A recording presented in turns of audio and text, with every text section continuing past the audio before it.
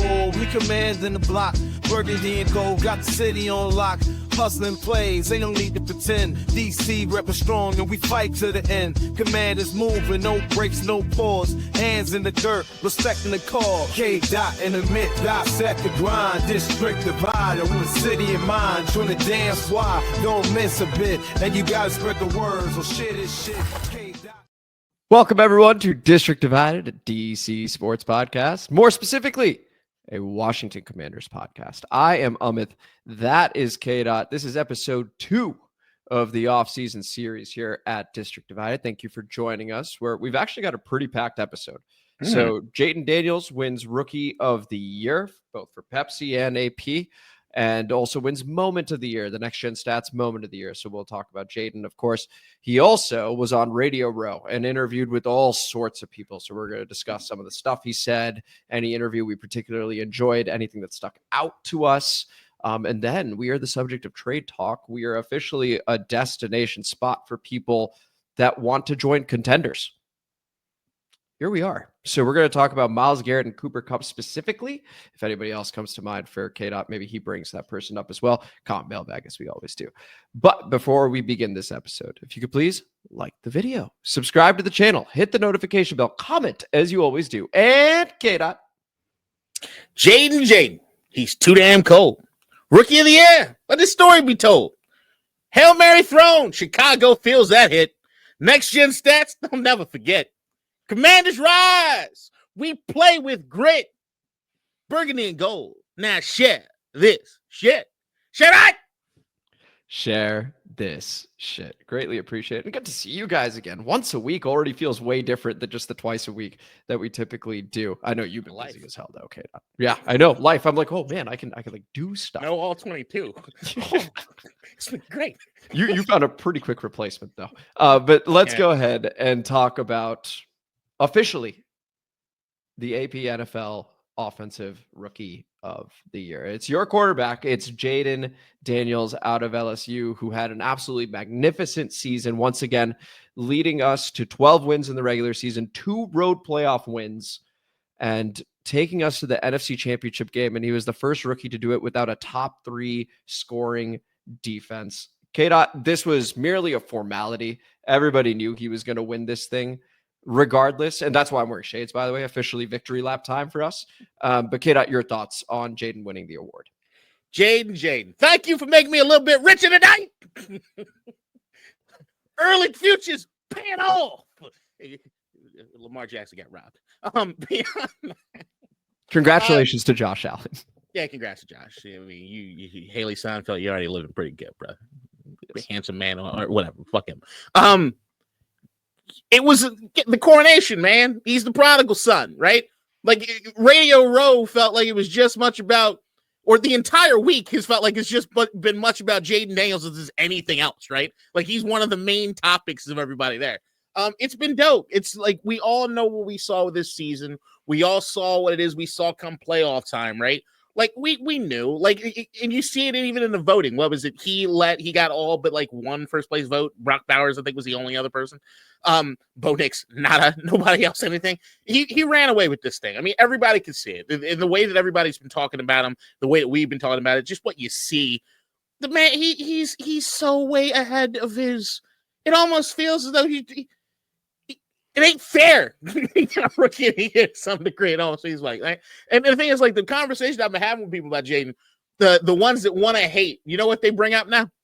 I don't know if you run into this. No, go ahead. Well, he was in college for so long, he's not even a rookie. Man, fuck off. Like, I don't give a shit. I got a quarterback. Like, the Rookie of the Year. And I think that hearing Jayden talk, and you see even when we won the Play of the Year award there too, which is I love that. Fucking dope. He's calm, he's poised, and I still think he would trade this shit in a heartbeat just to be playing this fucking game. So going Sunday. Yeah. That's what I want to see. This is great. It cements what it is we thought about this season. And it's great. It's one accolade amongst a long road of accolades our guy's gonna get. Yeah, and to review Jayden's stats on the season, in the regular season, 3,500 yards passing, just about 9 yards short, 900 yards of rushing. So 891 there, 31 total touchdowns, 9 interceptions, did not lose a fumble, passer rating of 100.1, QBR of 70.5. And then if we look at the postseason, again, this kid's a rookie, right?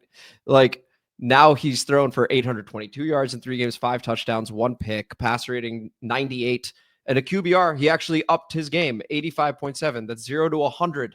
He's stupid numbers right now, right? And he also runs for 135 and a touchdown. Once again, doesn't lose any fumbles. So safe to say, officially, we have a quarterback. He knows what he's doing. He's got the work ethic. Everybody talks about it around him. He himself talks about it. And just a congratulations to Jayden Daniels, of course, first and foremost, and also to Adam Peters for making the pick, Josh Harris for hiring the right people and letting go. I think Kevin O'Connell said it beautifully when he won Coach of the Year, which I wish Dan Quinn had won that, of course. But he said it beautifully, that it's an organizational award, right? Coach of the Year. And I think with Rookie of the Year, think back for those that listened to KDOT before this season began. Don't make it. Kay Adams mentioned on Radio Row, we'll get to that in a moment, that she was not allowed to talk to Jayden Daniels. Dan Quinn just was like, nope, he's not the starter. You don't get to talk to him. Sorry. So it's stuff like that where we just protect him. He's focused on it. And you could see the results, again, in an absolutely historic season, best rookie quarterback season ever. And so congrats again to Jayden. Any final thoughts here? It was dope that he won Moment of the Year as well with the Hail Mary. That was also a formality. Any final thoughts here before we move on to him at Radio Row? No, man. Also, I'm looking at the graphic that I made for this. I wish I blew that up. If you see that photo shoot of him with the chair, our boy is swaggy. He's got style. Love it. He's got style. Well, with that, why don't we go ahead? Because Jayden also was doing any number of interviews on Radio Row. And shout out to Invisalign. The number of times I heard Invisalign. Oh, my God. I feel like I need some just to have them. Lord. Yeah. Like fucking everywhere. Like, how much money are they fucking spending? It's insane. Jayden, the biggest takeaway from Radio Row, spoiler, is just like, hey, people look at your teeth first. I wasn't, and then I was over time as he just kept talking about it. Yeah, shout out to Invisalign. Amazing marketing. Crazy. Yeah, no shit. But K-Dot, over to you. He talked to Kay Adams. He talked to Rich Eisen. He talked to Pat McAfee. He talked to Yahoo Sports. He talked to, I'm missing like 10 Shannon, Chad. Yes, on the nightcap. Bunch of bullshit shows. But he talked to all sorts of people. And so just wanted to throw it over to you. 45 seconds of Grant Paulsen. I heard about that. I didn't actually. What was that? Well, actually, quickly walk me through that. Okay, cool. So over to you. We're making friends. That's a good point. Over to you. Anything stand out from Jayden on Radio Row? I know there were a lot of repeat questions, but any sort of interesting answers from him? Not really. At least not that I'm recalling, at least offhand. It was a lot of like the like there were certain interviews where like we got some things like reiterated, which felt good to hear, especially like you mentioned the Kay Adams interview where they really hammer home that nothing was ever given to him as far as his trajectory here in Washington, which is just good to see just from an organizational standpoint. I loved hearing that stuff, right? Probably the best interview that I heard all the way through was probably Pat McAfee's. They just had a way of kind of getting through. It probably tied between Cat and Kay. Also, Rich Eisen. Oh, having him with Bert. Yeah, or Bert, sorry. That was ridiculous. And it just was awkward. It was just like, did you see Babyface? Babyface? Looked uncomfortable. Did you see Babyface on the red carpet at the Grammys? Yeah. Gave a little bit of like, be a professional, Rich. Like, I love you, Rich, but come on, man. Bert Kreischer, like, it's not the energy. It's just weird. Not the energy. That was fucking weird. I'm trying to recall. I felt like there was one thing that stopped me in my tracks as I was watching all of it, but I can't recall it because it just felt like there was something that was a little new that I heard, but I don't know why I can't recall it right now. So while I'll give you time to gather. Yeah, please go. Because what I really enjoyed actually was, so again, he spoke to the big names that we had mentioned. The one I actually enjoyed the most was the Yahoo Sports interview. I wish I remembered the names of the hosts because I thought they did a great job. They said it from minute one. Hey, we just want to talk to you about ball. And he was like, cool. He actually looked excited in that interview because everything else is very boilerplate. How'd you get here? Like, unbelievable. Your work ethic. Who do you want to thank? All that stuff. And yeah, okay, those questions need to be asked, and I'm glad they were. But these guys were saying, okay, so from LSU to Washington, how similar was the offense? When you're working with Cliff Kingsbury, is he, and Pat talked about this a little bit, which is why I think you enjoyed that. Like when you guys work together, is it all Cliff? Is it his offense? Are there certain concepts that you enjoy from LSU that were brought in? And you can see Jayden's wheels turning in that Yahoo Sports interview. I'll put the link to that one in the description so you guys can check it out as well. But he talks about how concepts are universal, right? And how it is the college experience really helps out because as you get more games, as you get more familiarity at that level, then the transition becomes easier. And he ends up discussing certain concepts specifically around like, okay, this is how we beat a cover 2, for example. This is how we beat a cover 3, for example. And so I thought that interview was really cool because we started to get a little more into the X's and O's relative to other ones. But that stood out to me because I also enjoyed seeing Jayden perk up in that interview relative to other ones where it felt like a media tour, to be totally honest, right? It felt like a media tour, and he said it in a couple of interviews. His mind is still, I wish I was playing in this fucking game. Which I love to hear.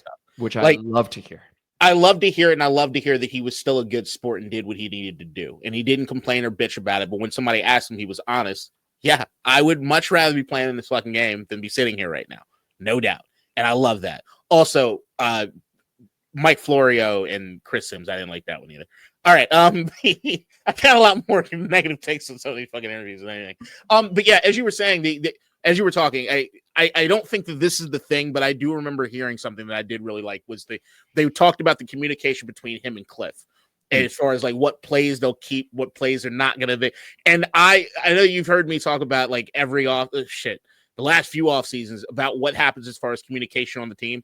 I felt like you go last year with Eric Bieniemy, you had a situation where people are afraid to go approach somebody and say this or that. I love to hear that it's a collaborative effort. I love that word, collaboration. Like that collaborative effort between everybody and basically saying like, hey, I hear you out. We're going to try this thing. And if it don't work, if it doesn't work, I give you one more chance, Cliff. If it doesn't work, we're scrapping it. And Cliff, all right, fair enough. I love to hear that that's the back and forth that they're having as far as that goes. Like that to me is truly, it's just what I always wanted to hear coming from the team. I want to hear that they're building something together in that way. Like that to me is the thing that's like, I'm rooting for a team. Yeah. Yeah, it's truly special. And something else that wasn't said by Jayden, but was said about Jayden, which was super interesting. Malik Neighbors was asked, which quarterback would you want to play with if you could pick one, basically?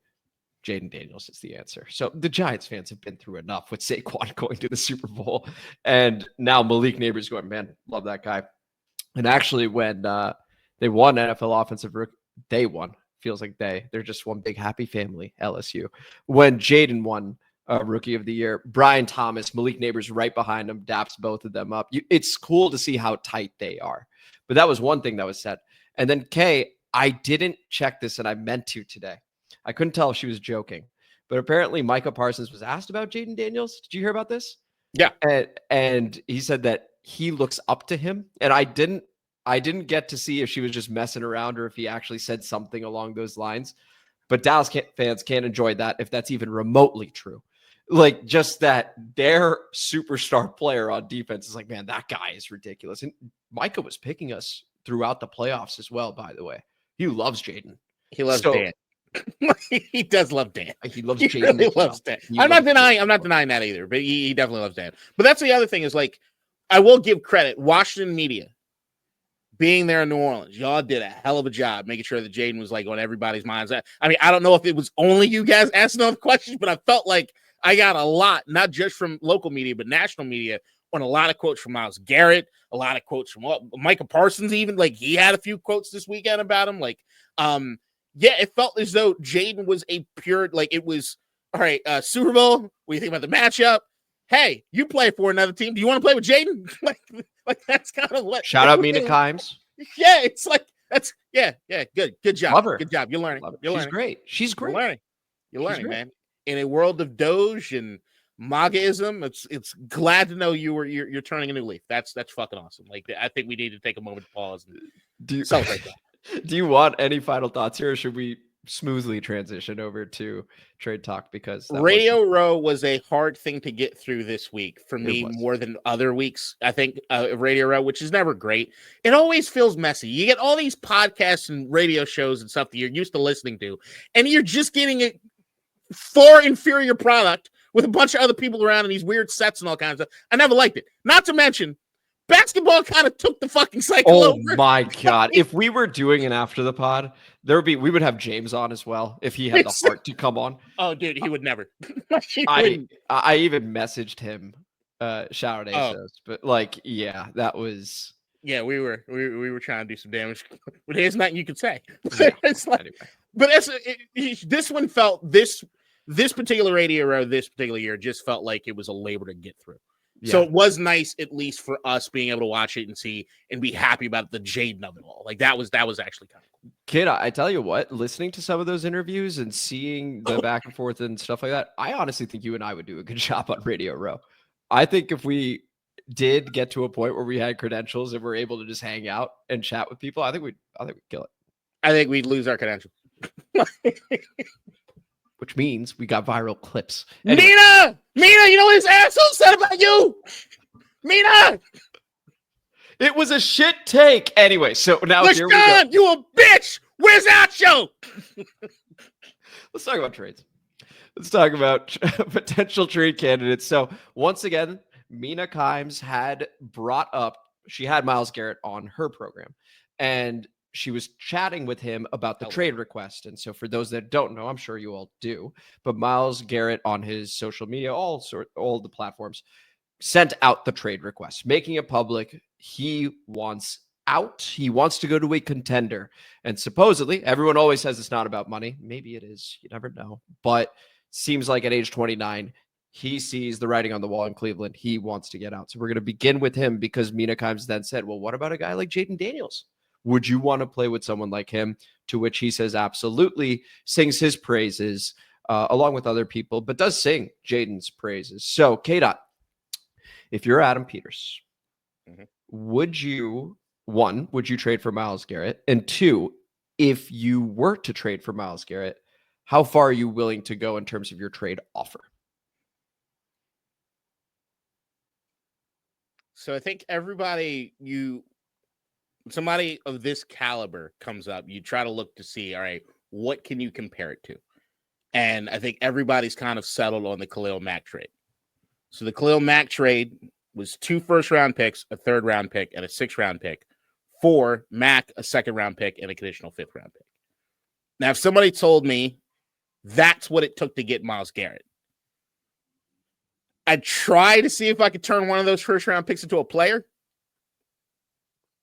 Be it a Deron Payne or Jonathan Allen, if they're willing to accept that, and then I am running to get that shit done. Look, that's where you get into where it is the value goes for that, right? So, like, there was a lot of people even back then that thought that the Raiders left shit on the table, that they could have even gotten more from Mack at that point. But then you look, Mack was 2 years younger than Garrett is. Is Mack the same level of player that Garrett is? I don't think so. It was close, but I don't think he's quite on Garrett's level. Garrett, right now, you can absolutely make the case that he's the best defensive player in football. Like, there's a legitimate case to be made for that. Sure. The idea that if I look within the confines of this defense right now, and I see Dan Quinn, and I see what it is that he was able to do with Micah Parsons, and I'm like, oh, I give him Myles Garrett. Then I look into the issues that we had in our secondary, which you can't solve them necessarily what happens on the defensive line, but you can help quite a fucking bit on the defensive line if you got somebody who can get after the fucking quarterback by himself, just doing his thing, right? I would move heaven and earth to go get him.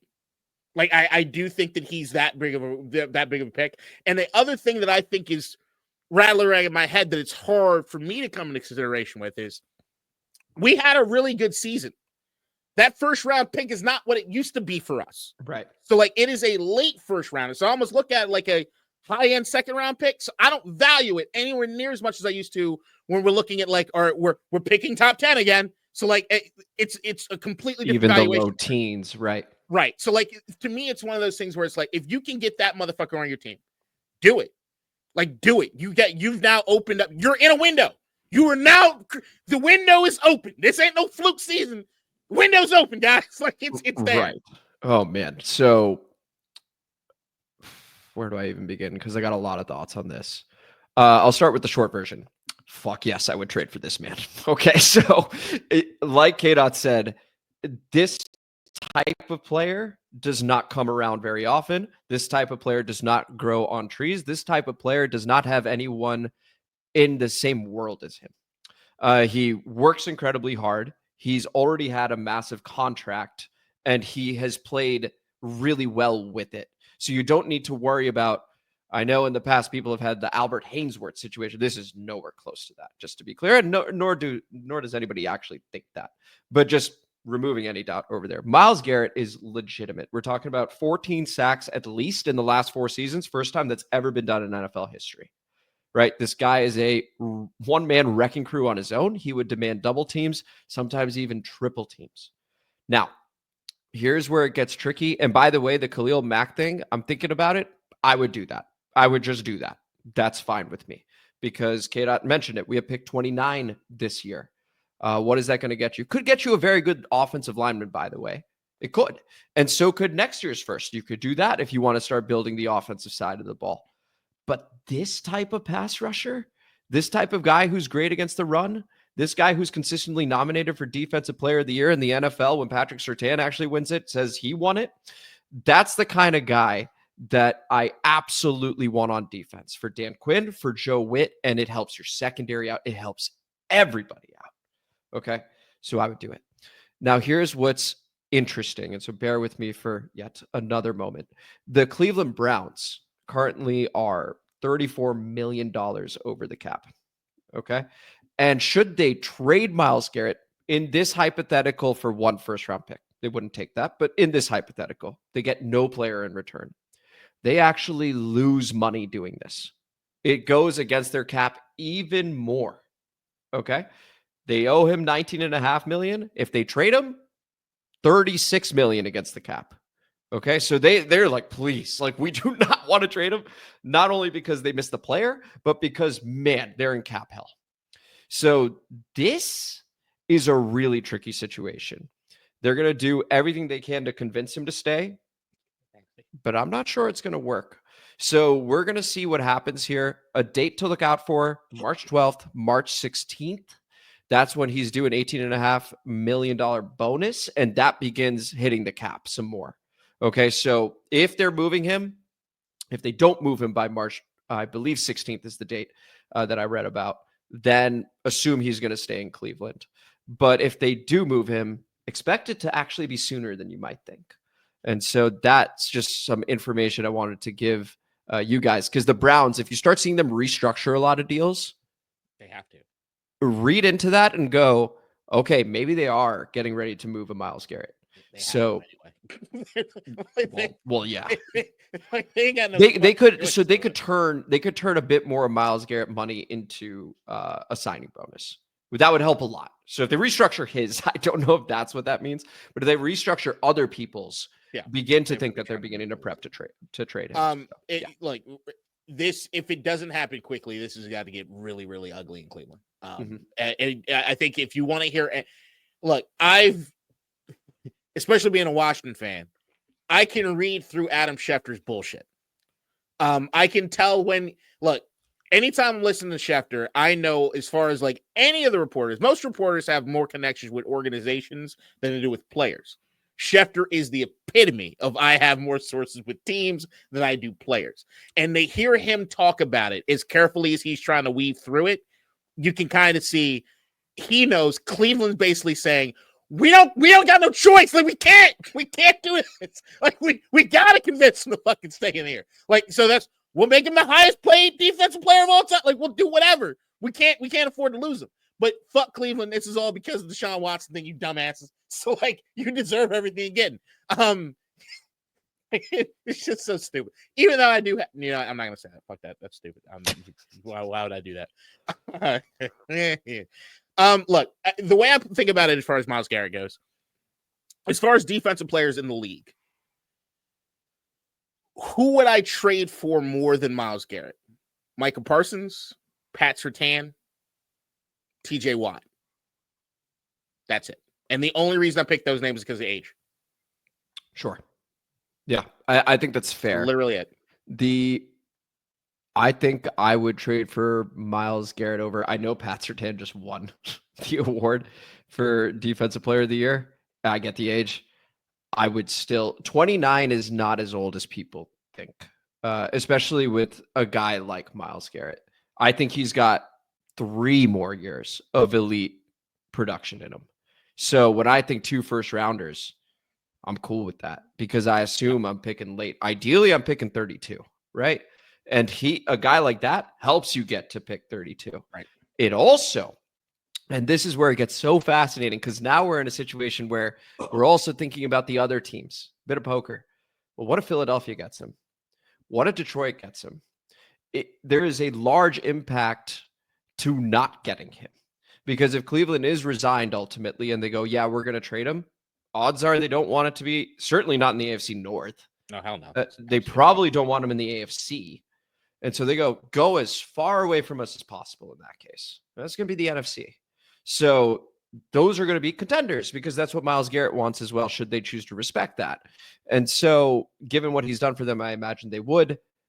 It looks like those would be the 3 teams primarily that would go after him pretty hard. And I think we have to be one of them at minimum to drive the price up, but really to land him.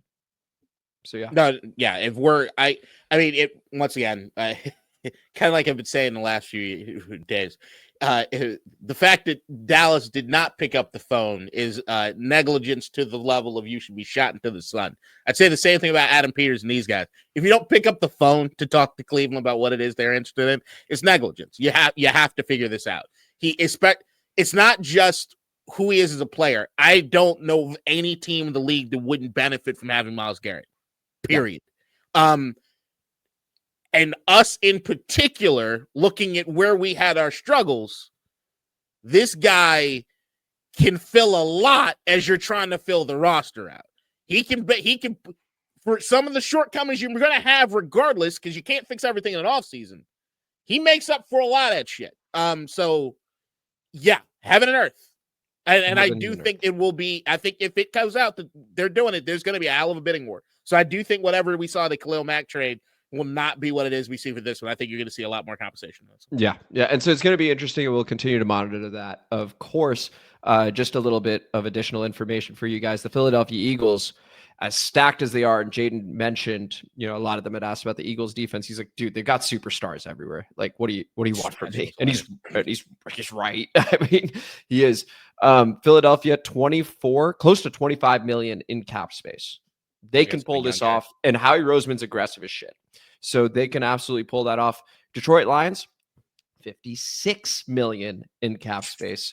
We have 81 million, but just to say, both those teams have enough to go, yep, no problem. Take it all.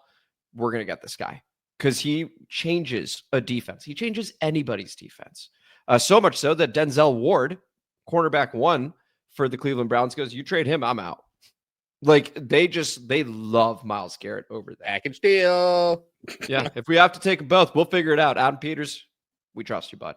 So that's. Can I ask you an inverse sort of thing? Yeah, sure. Because I know we got to get a Cooper Kupp. Who on this team would you not trade for Myles Garrett? Jayden Daniels. Terry. I'm with you so far. Oh, there you go. Yeah, I think that might be the list. Tressway. That was just no, you can fucking take Tressway. I'm sorry, but I love you to death. But I'll root for you in Cleveland. I think Tress would understand. He would totally get it. Like he would totally. I get it. I get it. Maybe I'll come back at some point. The only other person I would think about adding, just because I think that we have only scratched the surface, is Luvu. But if Cleveland was like, yo, the deal is right here. You got to give us Lou. You got to give me Lulu. All right. Okay. I get who. That's a tough one. But the only reason Terry is because of what he means to the locker room and Jayden. Correct. Like if it was any other reason, Jayden's really the only untouchable. Yeah. That's the only guy where I'm like, Nah, definitely not. Terry, it's like I think about it for half a moment. I go, no. I think Frankie. See, I'm probably not, but like that's not a showstopper. That's how special Myles Garrett is, just to be clear, because I fucking love Frankie Louvu. So like that just speaks to the level of talent, his work ethic, and what a special player Myles Garrett is on defense and how he can transform an entire unit, not just the D-line, the entire defense. That complementary football we talk about, he helps you play it. So Can I throw one crazy hypothetical in? Obviously. Batshit hypothetical. Go ahead. Jonathan Allen. Okay. They can't afford it, by the way, but go ahead. I know. 2 firsts. Okay. And Cliff Kingsbury. I can't give up Cliff. I can't. Jayden, that'd be wild. Learn to swim, motherfucker. No, I can't give up Cliff. That was a wild one. That was a good one. And I'm not going to lie. You said Jonathan Allen 2 firsts. I was like, yeah, the answer is absolutely so far, yes. let's go. Yeah, the answer is like, yeah, go ahead. All right, let me ask you this. Instead of Dan Quinn. No, we're not trading Dan Quinn. Well, you could. I'm just saying, you pause more in Cliff than Dan. I just want to point that out. No, I know. I love Dan Quinn. I love Cliff Kingsbury. I said no to the coaching trades. If you did, though, and the crazy hypothetical, there is a world where you trade Dan and you promote Cliff. And that's what I was saying. That way. Anyway, dude, you know what? Stupid question. Let's go ahead. Let's talk about. Would you trade you? You had to go to Cleveland. Yes, for the rest of your life. The sake. You could never leave the city again. I could never leave Cleveland. You were. They will give Myles Garrett and Denzel Ward play for us. No compensation. Am I allowed to come? Am I allowed to come to the parade? You can come to parade. That's about it. If we win a Super Bowl, you can come back to town for like a week. I'm not gonna lie. I'd consider it. All right. I'd consider it. We would win. We get both those guys. Like we would we get the first Super Bowl. I'm just gonna off myself. We're straight. It's the end of the pod. Cleveland or Super Bowl and death. I don't know what I'm picking. Anyway, let's talk about the other name, Cooper Kupp. And this one is slightly different. So Cooper Kupp went to his social medias and said, hey, the team, the Los Angeles Rams, informed me that they are going to look for a trade partner. I am not on board with this decision, but it is a business and I understand that. Okay, so first off, you're like, wow, what a paragraph. What an opening paragraph. LA is trading me. I don't want to leave, but here we are. He proceeds to say, hey, I've got a lot left in the tank. I want to go to a contender and I'm ready to work, basically going, okay, now that this is the situation, so be it. Can't wait to go to the next spot. Let's see what happens. K-Dot over here. Yeah, I'll get to Cooper Kupp's contractual stuff in a moment. Would you trade for Cooper Kupp from the Los Angeles Rams? The contract is what ends up starting to matter more than any other part of it. So like the compensation to go and trade for a Cooper Kupp, I'm not willing to give a whole lot. If they told me like, all right, it might take like multiple 5th rounds, maybe as far as a 4th round, I consider it. Because I mean, what better guy to teach Luke McCaffrey to be a scrappy locker room guy who's work hard? I have that written down. No. But he, like, who better? So I love it from a mentor standpoint. And you heard like Dan Quinn talk about they still want to bring in certain veterans. And like, if it's not Bobby Wagner or somebody else, Zach Ertz, they still need to get guys in there. I love that from a Cooper Kupp perspective. I don't like that contract. I don't like that age. And I don't like the fact that LA is willing to get rid of him. So like, if I look at LA's history as far as getting rid of players, Todd Gurley, who fell off the face of the fucking earth at a young enough age, it was like, what? Jared Goff is the only one where it's like, oh, nope, that was probably like something happened there, but he got his shit together. But you talk about Cooper Kupp's what, 31?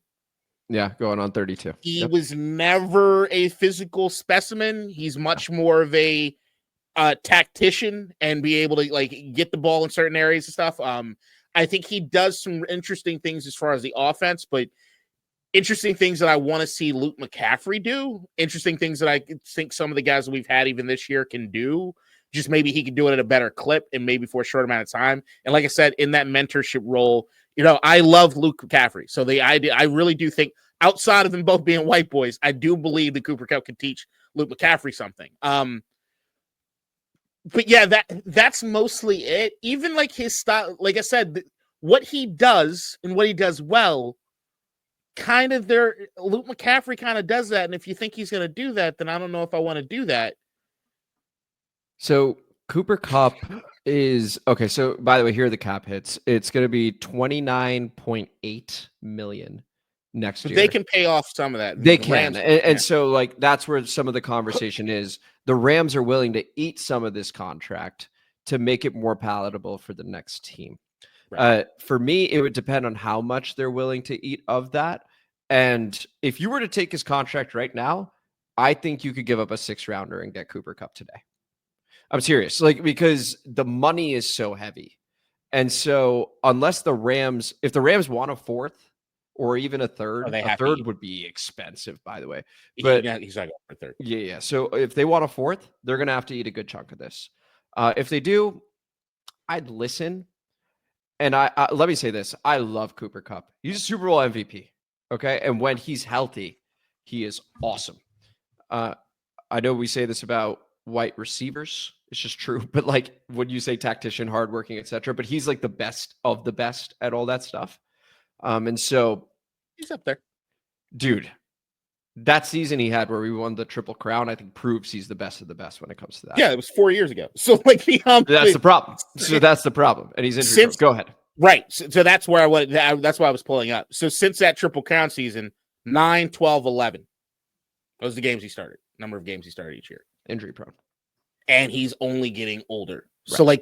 So like that's where I go into like these motherfuckers got to eat a bunch of this stuff. And there's a part of me that says, what happens if they just cut him? What's the cap hit? Cap hit's 22. So they save some money. They save $7 million on the cap.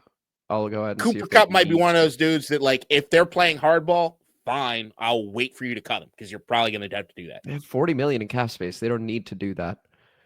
But anyway, I think they want to move on from Cooper Kupp. Like I really do. They do save $7 million on the cap if they choose to do that. They move like I keep telling you guys about guys like Jordan Whittington and McVay is a new blood. Yep. No, you're 100% right. So to answer the question, I would not trade for Cooper Kupp just because he's older. He's a bit injury prone. Could he end up being awesome? Yes. Could he be an excellent mentor to some of the other receivers? Yes. Does he fit into the culture? Yes. So a lot of check boxes. And should we do it? I would, of course, be excited about it. But if I'm Adam Peters, I am not looking to do this. Not with the other stuff that I want to address. Like defensive line with Myles Garrett, for example, a truly special, still, not 30 yet, about to be, but not 30 yet, and still has a number of elite years left and never misses games. So like that's a guy I would prioritize. And if we're not even doing that, well, let's build the trenches still with the offensive line and maybe other defensive line. Men, we've talked about Odighizuwa over from Dallas, for example. Like you can start looking at that stuff. And so that's where I would invest the money. This would be a heavy investment on wide receiver. We're already paying Terry. We're probably extending Terry. It's a lot to give at wide receiver. So that's where I stand on that, K-Dot. There is a guy who's been rumored to be kind of semi-available that I would maybe trade for. Who would that be? DK Metcalf. And the only reason I say, and look, DK is a weirdo. Like, there's no kidding. He's a weird dude. Like, he's a when you hear play like a commander, DK Metcalf is not the first name I think. It's not what I think about. It's all I'm saying. There's nothing wrong with being a weirdo. I'm a weirdo. I love weirdos. I'm just saying, culture fit. He stands out. So like there's a little bit of that. Maybe it's just a visual thing. I don't know what he's like in the locker room. He might be a perfect fit. But the idea of like what DK Metcalf could bring to this offense in the sense of like taking the top off of a defense, I like that. Because like I think a lot of people look at DK Metcalf as more like there's no getting around it. You just look at him. He's a physical presence. But the thing that makes him such a freak is his speed at that size. He can absolutely take the top of a defense. And like if I look at this team right now, that's what I want. If there's a receiver available who can take the top off a defense, I want that guy. It'd be like I heard not Grant. Fuck, it wasn't Grant. It was Craig Hoffman and Logan Paulsen were talking about this the other day, and the one, and I was like, I'm right there with you. Probably the best name that I think if you made a phone call they'd listen, but I don't want him here, is Tyreek Hill. I completely agree. I think we talked about this very briefly. I do not want Tyreek Hill here. Yeah. But he would, God, I mean, the the on-field stuff is without question. And he's in that last year in Miami was not good. So like the idea that like Miami, I think you could, like, if you think you can handle that in the locker room, like, do it. But it's like there are certain dudes that I just think are really good fits for what it is we want to do offensively, and really allow Terry to flourish more than he's doing. Because Terry's a really interesting receiver. He doesn't, like, if you watch the All-22 on Terry, it's just he plays bigger than he is. He doesn't take the top off of defense, really. It's just not what he does. He doesn't get a lot of separation. Like, you see that in the numbers and everything that we talk about as far as the targets. Like, Jayden ends up having a lot of tight, contested fucking throws about Terry. Terry almost plays like he's 6'4". Right. Like, there's an element of that. Like, he plays like he's an AJ Brown type. He's just not. But like, what you could do with him if you got him more into his mold and not, all right, this is clearly just the best receiver we have. We got to ask him to do a lot of shit. So like the idea that he could be more of himself, and you could have somebody who just blow the top off someone, which will. Maybe De'Ami Brown is that guy now going for it. I don't know. Could be unrestricted free agent. Yeah. But if I were looking to make a trade receiver wise, Cooper Kupp's not the top of my list, but there are definitely some other guys who might be some locker room kind of weirdos, but would absolutely help this offense. And I would absolutely, if I could make sure that they were okay in the locker room, I would 100% give up draft compensation for them. Okay, and you know what, K-Dot? I think that's a very good shout, and here's why. So DK Metcalf, 27 years old. We know the talent, right? This guy is, 6'4", 6'5", something like that. He can high point a football, and like you said, he can take a top off a defense. So he's not just a big possession receiver. Right. He is lightning quick. Probably pretty famous for the time he ran down, I forgot what Arizona Cardinal DB it was at the time, but it would have been a touchdown, but DK runs him down, right? And everyone was like, holy shit, dude, DK should be in the Olympics. Was it Buda Baker? I think it was Buda Baker, where it was like, this guy should be in the Olympics right now. Like, what is he? Did you see the pardon my take where he's chasing what's name down the hall?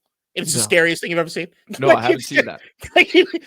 Here's what, look, it sounds slightly racist. Like a black guy chases somebody down the hallway being the scariest thing.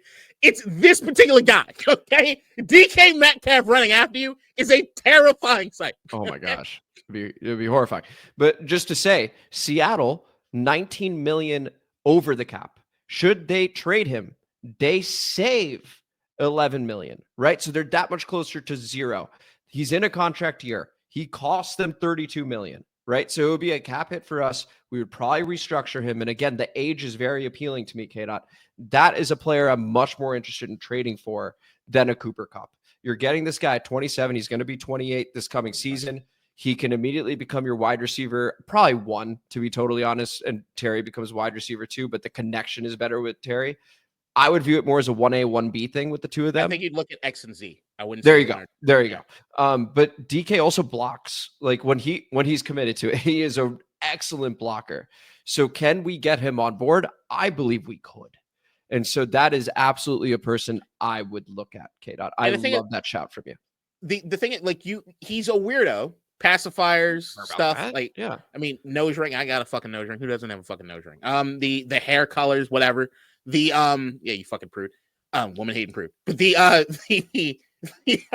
Caught a stranger just drinking some Gatorade. Yeah, that took my opportunity. But I've never heard any locker room issues about DK Metcalf. I've not heard anybody say he's a bad teammate. I've heard anybody say he doesn't try his ass off. I think that Seattle's locker room has just been weird. I think the moment that Cam Chancellor flipped the bird to the coaching staff in the front office, coming off the field off that injury, Seattle's just been weird. It's just been a weird vibe over there. And because it's Seattle, unless they are competing legitimately, you've got no fucking idea what's happening over there because it's in Seattle. And they don't got media like other places do. So you just don't know. So, but I look at the T. Higgins thing. Mm-hmm. I look at Chris Godwin.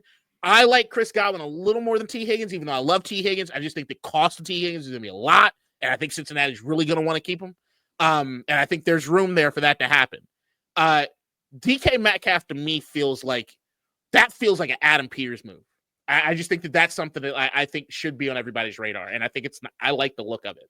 And to your point, K-Dot, with that being a potential Adam Peters move, the guy's in the NFC West. Adam Peters seen it firsthand, right? So he's seen the talent.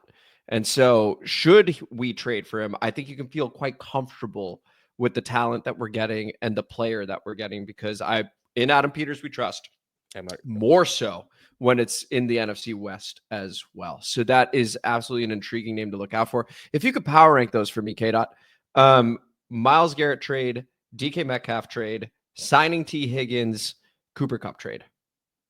Go that ahead. order. That's my order as well, just to be clear. That's the order. Yeah, that's my order. That's also my order. And so I don't think we would do multiple trades. So ideally it's the Myles Garrett one. But if not, I'd be quite pleased with a DK Metcalf trade. That would not cost you a first rounder, I don't think. And then you would go ahead and be able to build those trenches with draft picks. And then maybe a Trey Smith was a name you had mentioned last episode to shore up, that guard position. Yeah. He's my free agents wise. Trey Smith is my top free agent. Yeah. There is one more name from a trade standpoint. I think you know where I'm going. Because you're making that look. I said I wouldn't do this anymore. I thought I was out. I really did think I was out. I think you have to find out what they want. I'm not saying you do it. You just got to find out what the asking price is. I think you have to kick the tires on Kyle Pitts. I knew you were going to do that. I know. I don't like that I did. But all right. So the other thing I did was I looked at South Carolina. I looked at San Francisco. How many trades have they really done for superstars? Christian McCaffrey, Trent Williams was a fucking steal. Well, Can you name another one? I 2017. 2017. I looked it up. I think there might be one more, but I don't even remember it. It wasn't that big. Those are the top two. So I don't see it being something that we do necessarily. I actually think that if you were asking me to put money on it, I don't think any of those trades happen. Yeah. I by the way, same boat as you. I don't anticipate it. Myles Garrett, I do think there's a bit more of a chance, but that depends on Cleveland. I think if Cleveland's on board, I expect us to be quite aggressive there. I think we'd be in that top 3 teams talking to them, no doubt. But to me, it's about compensation. If Seattle is willing to part with DK because they know he's not going to re-sign, so the trade ask is a little less than even he might be worth. You're getting a deal there. I like that. That's a deal. Kyle Pitts, no one is high on Kyle Pitts right now. You would be buying low.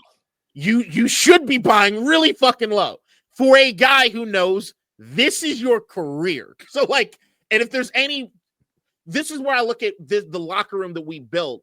Mm-hmm. You look for guys that play like Commanders, but you also look sometimes for reclamation projects. It's what the Patriots used to do a good job of. Is that our locker room is so strong. If you come in here with your bullshit, you're not going to poison the locker room. You're going to ostracize yourself. I don't know if my answer will surprise you on this, but power ranking those 5, trading for Kyle Pitts would be 5 for me. Because look, I almost feel like I'm partially responsible for your Kyle Pitts love, because when we were talking about the draft, I was like, dude, you got to look at this guy. Kyle Pitts is unbelievable. And the very next episode, you're like, dude, this guy's unbelievable. So yeah. And I'm a tight end hound. I love the talent. I do think that we've heard that this is a strong tight end class. When I think about Adam Peters, one of the players he's most famous for scouting, and this was in Denver. We did this in our Adam Peters episode where we were like, hey, we hired the guy. Let's learn about him. George Kittle. And the thing about George Kittle is not only is he a good receiver, but he's a phenomenal blocker. And when I think about Kyle Pitts, I think, honestly, at the peak of his powers, phenomenal receiver. I don't know how he is blocking. I think blocking's super important. I think that's why it takes tight ends time to acclimate to the NFL, because it's just a different strength class, honestly, than it is in college. And so I think that takes a little bit of time. I anticipate Ben Sinnott to be able to have a nice year next year, honestly, with John Bates being an unrestricted free agent, Zach Ertz being an unrestricted free agent. I don't think we bring both back. Could do some 2 tight end sets if we bring Zach back. I don't see a trade for Kyle Pitts. If we do, of course, I'm excited by the talent, but I just don't see it. I'm not going to argue too hard. I will tell you that he is absolutely more of a receiving tight end than he is a blocking tight end. That does not but his physicality allows him to be a blocking tight end. He just doesn't do it. The thing with Kyle Pitts is because I watched so much goddamn Kyle Pitts hit. This year is where I turned on him. So like last year, the Arthur Smith thing, or year before last, the Arthur Smith thing, it was like, you guys are just not utilizing him. And because you're not utilizing him, he is checked out. He doesn't feel like he's a part of the offense. He's not trying to do the things that he needs to do, which are not good character things at all. Trust me. But I understood some frustration because of the lack of usage. This year, on the other hand, he's just it's just bad. This is bad tape all through and through. But when I see bad tape like that, I think there's something wrong with you. And I'm wondering if a change of scenery can be it. This is not the same thing. It's not the same thing. It's not the same thing at all. I'm putting this out there. But I wanted Dwayne Haskins to get a fresh start. I thought that if he got somewhere away from here, cleared his head, had somebody that was more of a disciplinarian than we were getting here in Washington, and had somebody that he felt as though he could trust, which was not something I don't think he could feel in Washington, that there was a chance for something, right? Like he would have the other opportunity. I think Kyle Pitts, the talent is off the chart so much that it's like, I think somebody should look at him as far as a fresh start. Actually, I look at Pittsburgh primarily as a great place for him to potentially go. And just be like, hey, this is your career, right? And what do you do? What do you do with that? Yeah. It's certainly an intriguing possibility. And should we choose to do it, I would be excited about it. I would have questions about how quickly we can acclimate him to what we want to do. But if we're able to, I mean, again, the talent is undeniable. He was pick 4, pick 8, something like that. I mean, in the draft, like there's a reason he was picked so high. It's the only thing I'm telling you, and I'm telling everybody, is that there becomes a point. Look, what you just saw happen with us this year and where you see this team is where every interview that Jayden did, you heard Bobby Wagner's name brought up at some point. He did it himself. Right? He's coming back, dude. He's coming back. I think so. But I look at what it is the Patriots did, and trust me, they weren't right all the time about this. Just look at that fucking Aaron Hernandez documentary. Holy shit. But there is an element, same thing in Baltimore to some degree, same thing in Pittsburgh to some degree, San Francisco to a lesser degree. Our locker room is so strong. We're not looking for mold. We aren't always looking for guys that are already in the mold of what we're looking for. We're looking for guys to see whether or not our locker room is strong enough to mold them into what we want. That's how you know your locker room has changed. That's how you know. It's where you have the Patriots could trade for Corey Dillon, could trade even have fucking Albert Hainsworth. Do you think we're already there, though, is my question. My thing is, look, I'd say this. If they bring the guys that they have, some of those guys, if Bobby Wagner and Zach Ertz come back, yeah. Then I feel comfortable. Yes. And so that's why if we bring them back, I think more of these ideas are on the table. I agree. I just think some of these guys, like there was even like, you remember early on in like the last part of training camp, early part, Jeremy Reeves seemed to do, there was a little bit of friction. There was a little bit of like, it wasn't real. It wasn't legit. It was just Bobby called him out for a moment. Yeah. I get it. Jeremy Reeves is usually a dude you hear from during the season. You heard from him a lot less this year. Right. You fall in line. That's something that happens. When you look around and you start realizing I'm the only guy acting like this. Mm-hmm. I can't act like this. Some dudes are like, fuck the world. I'm going to act the way I want to. Those are your ABs and you're like, something's wrong with you. Most human beings are going to say, I need to act the way that the guys are acting around me and I need to ship up. Otherwise, I don't want to be the odd man out. That's how most of us work. Yes. And I'm telling you that I just think, I do think we have something here with that. Agreed. Any final thoughts here before we move to the comment mailbag? Nope. Let's go ahead and do so. Featuring an intro from our very own Nikki. Comment mailbag time, motherfuckers. The district divided, ain't got time for no suckers. Spread the word, get in line. OGs and new G's, it's your time. And spread the gospel, cause this shit is divine. Yeah. All right. Thank you as always for that intro, Nikki. Beginning with Coach Lombard. Coach, shout out. And actually, before we get to that, just a quick heads up, we will give our Super Bowl picks at the end of this as well. So here is Coach with one of two, maybe three comments, but one of two for right now. Since you mentioned Bobby Wagner a couple times, I think he's your Udonis Haslem. Can Washington have him at a league minimum deal and stash him on the inactive list? I got a thumbs up. Kid, your reaction to that? I get where you're going for Haslam. Look, I don't want anything I said last episode to be misconstrued. Bobby had a hell of a fucking season. You look at the tackles, you look at the all-20, you look at what he was able to do. I didn't necessarily see a lot of step lost in that. The only thing I was referring to is the last two times I saw him suit up, you clearly see he wasn't as healthy as he was earlier on the season. Yeah. The ankle was bothering him. And when I look at the age in an ankle injury, I'm like, the moment I see anything, when you hit a certain age point, I'm like, you'll never be as healthy as you used to be. I know that now. So, like, my only thing would be if there's someone in the way of playtime for Bobby Wagner, maybe I'll look at that. The way that, like, you said, like, Dre Greenlaw, you'd like to see here. Yeah. If Wagner's stepping in the way of a Dre Greenlaw and a Frankie Louvu linebacker combo, I think about that. But if there's no Dre Greenlaw coming in, there's nobody else. We need to give more playing time to Jordan McGee. I'm not getting rid of Bobby Wagner for that. Right. I'm bringing Bobby back regardless, just because of what he means on the other side of the ball. His relationship with Jayden, his ability to lead is the main reason I'm bringing him back, to solidify the culture that we just described in the previous segment. Right. I think that's the most important thing. You're right. And the fact that he can still ball is excellent. And so I put those two things together. I'm good. If he loses a step, see, that's the thing that Adam Peters needs to weigh, Dan Quinn needs to weigh, Joe Witt needs to weigh. If he loses a step, then maybe you're looking at Bobby and Dre, right?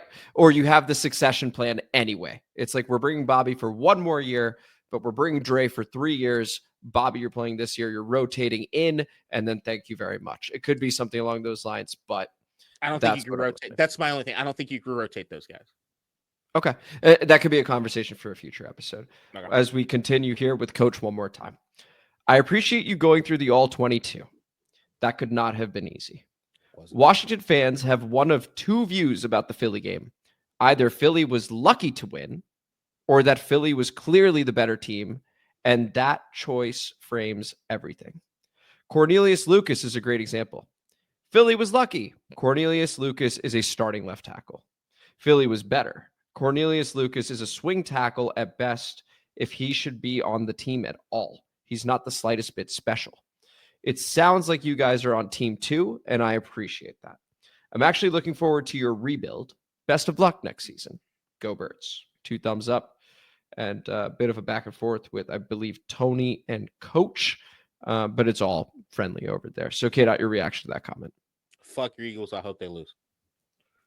We go over to Earl Bruce. I'm trying to see if I have any reaction. No, yeah, Philly was better. Agreed. Do we ever not say that? No, that's what Coach is saying. Coach is not saying that. Coach is not saying that. Yeah, but frustrating nonetheless. Still stings. I'm still fresh. I'm frustrated that you guys are in the fucking Super Bowl. That's what I'm frustrated about. Yeah. We go over Earl Bruce. Outside of Saquon. Actually, I remember enjoying this comment. This is what Earl has to say. You two are going to collab more? Ha! Louis, Rico, Ed, and Rio are waiting for your call. So are Keim, Finley, Hoffman, and Sheehan, and many others are available. I'm 72. I have a daughter who turns 1 in May. My son turns 6 a month later. Please do more collabs before they go to college. So I showed that. K-Dot clearly doing the math in his head on that. Your reaction to the comment. Can you tell me those ages again? Yeah, that's what I was referring to with the math. No, I know. Daughter who turns 1. How old was he? He's 72. And son turns 6 a month later. Does Bill Belichick listen to our podcast? I'm sure.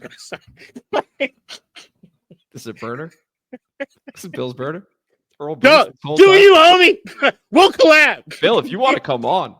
No, you got some interesting stuff, I think. Maybe you should come on. Is he on the red carpet? You see that shit? You see her on the red carpet?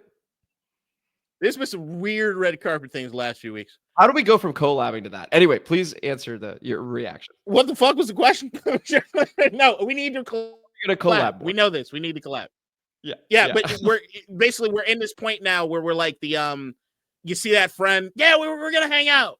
I'll call you. That's how we sound as far as the collab outside of Nathan. Like that's pretty much it. That's true. That's true. I do think though, once we actually start reaching out, people are down. Big Doug has said he's down in the past. I'm like, hey, will you do it? Yeah, he's down. Josh Taylor, he does a lot of draft coverage and is a Commanders fan, diehard Commanders fan.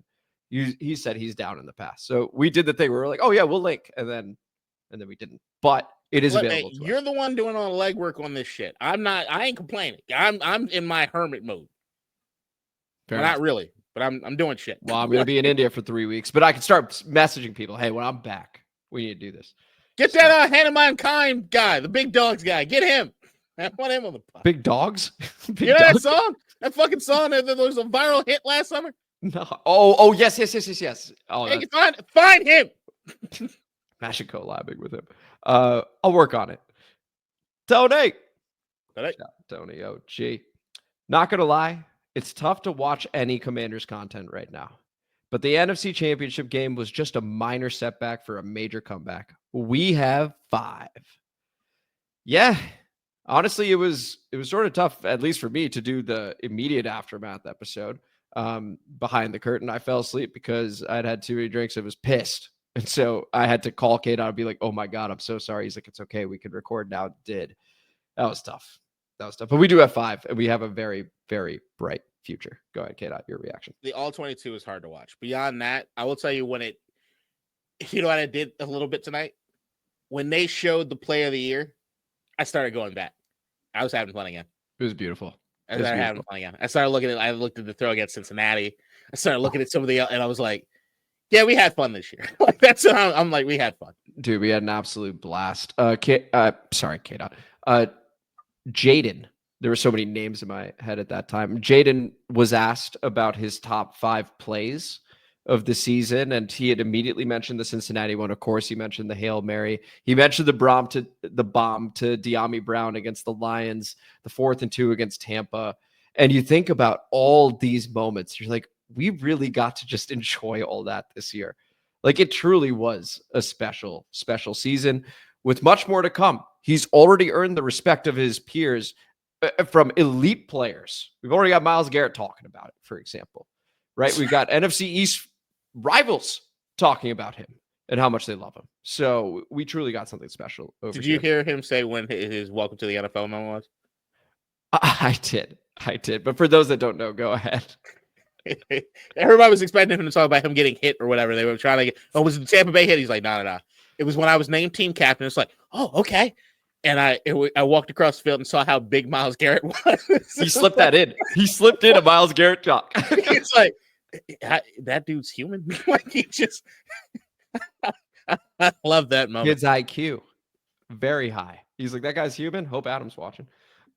We go over to Big Papa Grizzly. You know, and I will say this. I do think Jayden was having a miserable time.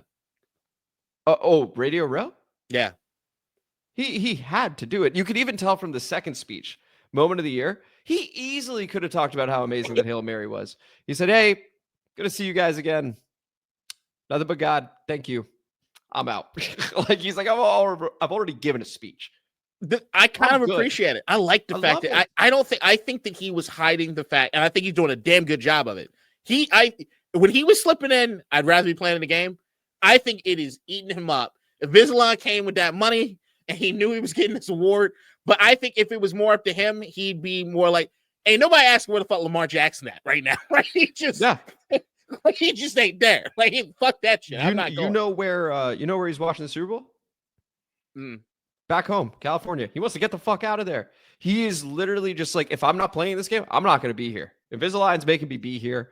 Pepsi's making me be here. He also won Pepsi Rookie of the Year. That was obvious, though. And he's like, and I'm going to get the out. So he is, I think, just that kind of guy. And so we really lucked out in that respect as well. Yep. So we go over to Big Papa Grizzly, who goes, hour 29, 25 second mark.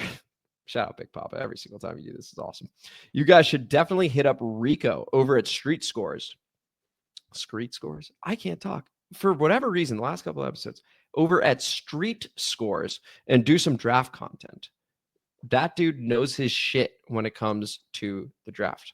Appreciate the recommendation there, Big Papa. We will certainly reach out to Rico over at Street Scores. Do a draft episode. I think that'd be quite nice, K-Dot. Agreed. We go over to Jamal Bibi Shaban. We shout out. Josh Harris has to find a way to connect our past to present because this franchise is nothing without the Redskins' history. This current team hasn't gone to 5 Super Bowls with 3 victories. As far as I'm concerned, this current team is a new NFL franchise. I'll be damned if I ever use this shit-ass name. It's pretty funny reading this, knowing that Josh was like, actually, Commander's starting to stick. And I continue to buy Redskins merch from China. Most of the NFL fans around the nation know and refer to us as Redskins. Sing it and share this shit, LOL. Both hands up. Give it up. Taking our name back. And of course, I interjected for a moment saying it's a funny reading that because Josh Harris, who, by the way, that's another refreshing element of this whole thing. We have an owner that does an end of season press conference and chats with people. Who knew? Who knew people do that? And the name was brought up. And they said, honestly, with the season we had, with the successful season that we had, we have begun embracing that name. And it looks to be here to stay.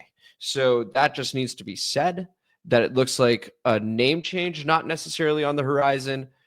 Are we changing some stuff to the uniforms? Yeah, that sounds like that's happening, but name is here to stay, K-Dot. Did you see him on the red carpet of the NFL honors? I did not.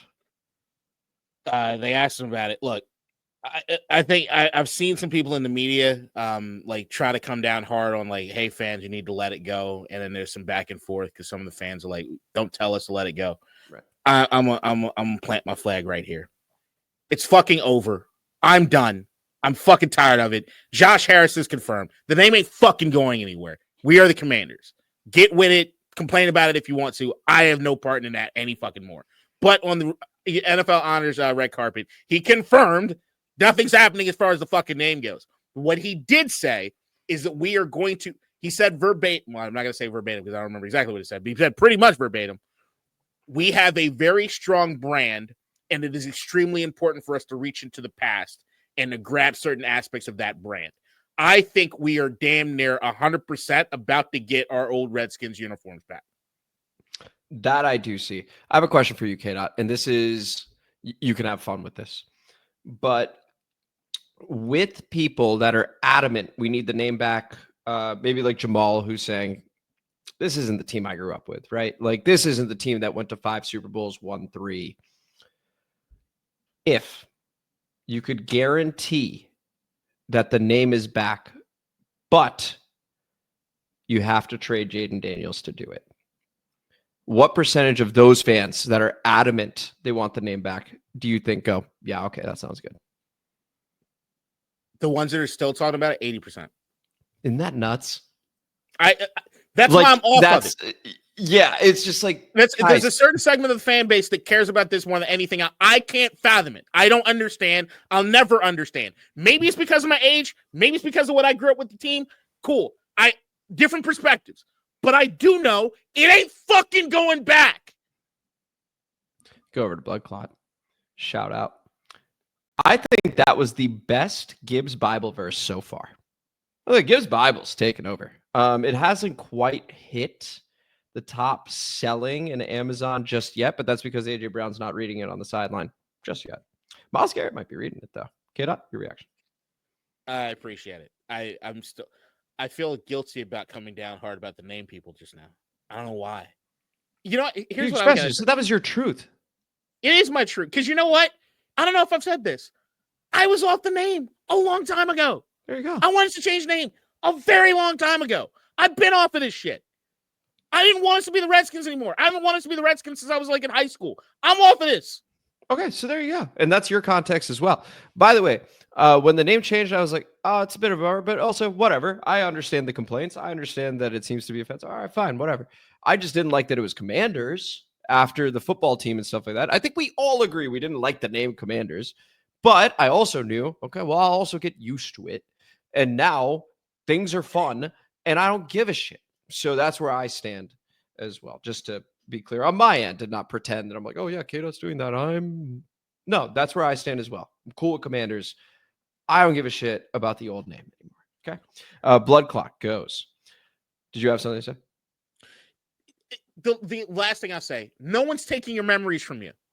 No one's preventing you. It's not like they banned Redskins tapes. John Riggins is still John Riggins. Joe Gibbs is still Joe Gibbs. The legacy still lives with you. It's just different now. It's fine. Things change. I still don't watch any of the old Redskins stuff and still feel excited about it and wish that I was there at RFK when the fuck stadium was rocking. But here's what I know. Even if that name comes back, RFK ain't coming back. Joe Gibbs ain't fucking coaching on the sidelines. Things change. But Joe Gibbs is helping old owner Yapich sell franchise. 1. Goddamn 2. right. God, love him. And that's why it's the Gibbs Bible. And number 2, I don't know if you heard this, K-Dot. Number 1 tight end in the class, Tyler Warren, Penn State. Baller, by the way. Why does he wear number 44? John Riggins. Just a little note there. Hopefully Rico from Street Scores knows about that. You know how I feel about tight ends. I know. And listen, as a Penn State guy, Tyler Warren is that dude. He ain't Brock Barris, but he's legit. You'd be surprised. He ain't Brock Barris, he's legit. Trust me, I've watched all his shit. This is a huge tight end class. You don't think I'm excited about this shit? You seen him throw a football. Anyway, listen. High school. I love his hair. Great flow. Great flow. Blood clot one more time. I always love the new and innovative things that come with the new stadium. And I had this one idea, and it would be super expensive. But imagine if the stadium dome had screens like the Vegas Sphere. You could have giant CGI Commanders players on a fake sky background looking down at all the people in the stadium, or CG fireworks. That would be crazy. That would be huge for hosting concert events, etc., to make money. Get out your reaction. I am 100% on board with something like that. I would also tell you, it's gonna go wrong. And it's going to be really annoying when there's a bunch of cells not working during a game like this. When it doesn't go wrong, it's going to look fucking janky as shit. But I will say this on this point, just how much I love this new ownership. They're sinking $100 million more into Northwest Stadium when they already know they're getting another stadium. Can you fathom Dan Snyder doing anything remotely close to that? No, absolutely not. It's an intriguing time. Now, the whole Vegas Sphere thing in that area, which is significantly more residential right now, I think is interesting. But we'll see what ends up happening with it. I think the concept is super cool. Well, I think he saw more indoor, like what it would look. Oh, indoor, yeah. You just have at it. Yeah. No, is that what? Like he said, looking down, right? He said, yeah, looking down at all the people in the stadium. Yeah. So I thought it would be the interior of the Sphere, which is fucking awesome. No, that would be sick. And they might do it in that case. Hey, they might. I think you could scare motherfuckers. Oh, hang on. Jess Santo, final comment. And then we have to give our Super Bowl picks, score, stuff like that. Maybe player of the game if we want to.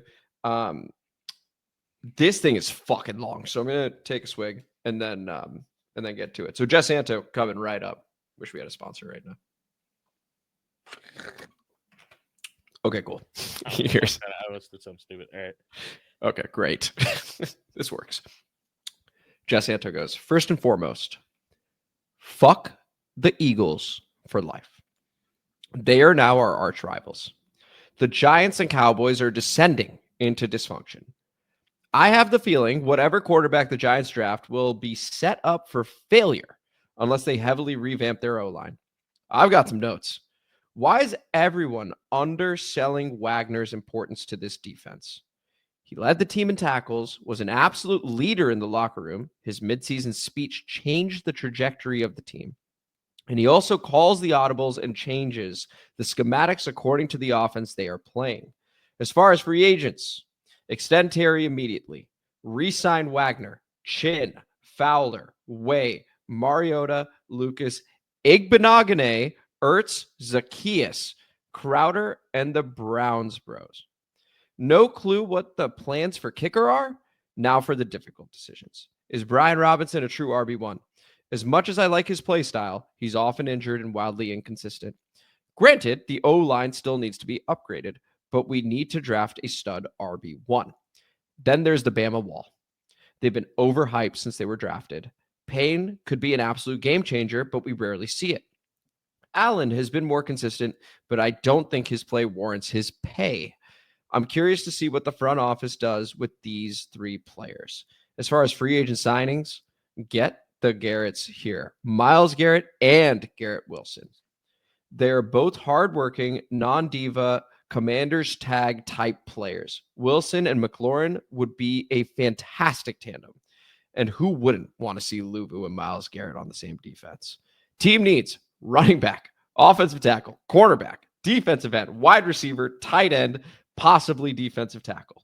I can't believe our front office and coaching staff made it through the pillage in its entirety. That is one giant building block for this young team's sustainability. This is my first offseason where I'm not looking at quarterbacks in the draft and free agency. I literally don't know how to handle it. It doesn't get much better than last offseason, but with the new front office and our salary cap, it's going to be a fun one. Looking forward to the future. It's finally good to be us. Hail to the Commanders. HTTC, share this shit. K-Dot, reaction, please. 10 out of 10. I was at a bar. I was at Rocket Bar across from Cat One a few days ago, and I was doing photography and stuff. And there was a group of 3 people playing shuffleboard, and the girl that I was talking to said, "Doesn't this guy look so handsome?"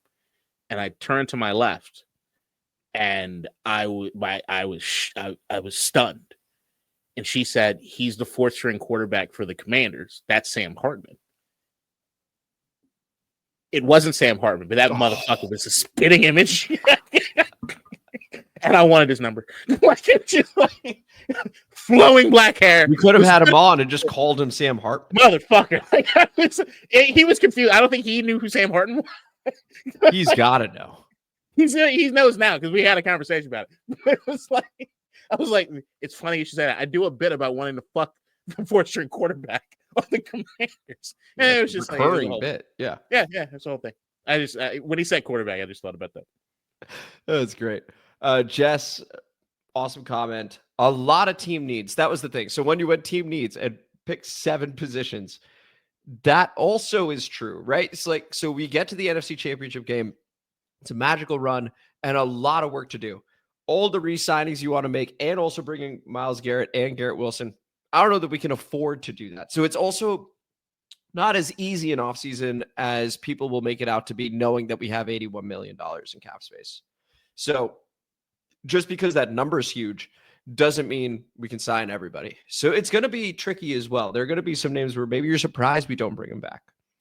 And that's up to, once again, that's Adam Peters, that's Dan Quinn. So long as they are on the same page, and they mentioned it about how important that was in their end of season press conference, that those two being on the same page is what made this season so special and possible.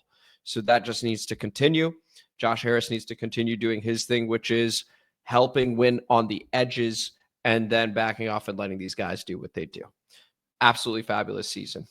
K-Dot, before we go, Super Bowl happening. Not excited about it. Chiefs 1.5 point favorites. I don't know what the over-under is. Score, winner, player of the game, please. I'm so excited. It's a fucking Super Bowl. I'll never not be excited about the Super Bowl. As of right now, this is the first one I'm actually not excited for. I'm going to call everybody out on this. This is the one that everybody's going to bitch about, and it's still going to break every fucking viewership ready. I just can't wait for it. Because this is the thing that I don't think people understand. Everybody was clamoring, we wanted Bills and Commanders. It would have absolutely, less people would have watched that Super Bowl than this fucking Super Bowl. People are going to hate watching this motherfucker, and I don't give a shit. I like football. So I mean, I'm going to watch it. I'm just not excited about it. You're excited about it because it's the fucking Super Bowl. You're just not. Hey, Wizards on a 3-game win streak. Great deadline day. Great deadline day. I want to do a pod on that. That's where I'm at, K-Dot. Yeah. And maybe we'll pivot. Give me the Kansas City Chiefs. 24-21. And I even think that score might be a little too high. I think this game is absolutely decided by an interception or a fumble or a special teams miscue of some sort. Like, give me a Josh Elliott mixed field goal at some point in this game. Like, that's how I think it's going to end up going down. My player of the game, I think because of what it is I just said, I'm going to go Trent McDuffie. Ooh, like that. Okay. So the more I've had time to think about it, the more I've had time to think about how this tends to play out historically. Well, Coach, you're going to love me for this. I got the Eagles winning. I got them winning by double digits. So I've got the Eagles I think it's 31-21. And Saquon. Just when Saquon, of course. I think no one has been able to stop him. The only times looking at his numbers when people have stopped him is when it's been Kellen Moore, because he hasn't had more than 15 carries. So, like, when he goes over that, 2-3 yard runs, whatever, 70. I mean, and that defense, that's the thing. The main reason I'm making the pick is the defense. Jayden said it on Radio Row. Full of superstars. Jalen Carter, game wrecker. I know that he's got an illness right now. He'll be fine by Sunday. Like, these guys on defense are just, I'm fearful. I want the Chiefs to win, just to be clear.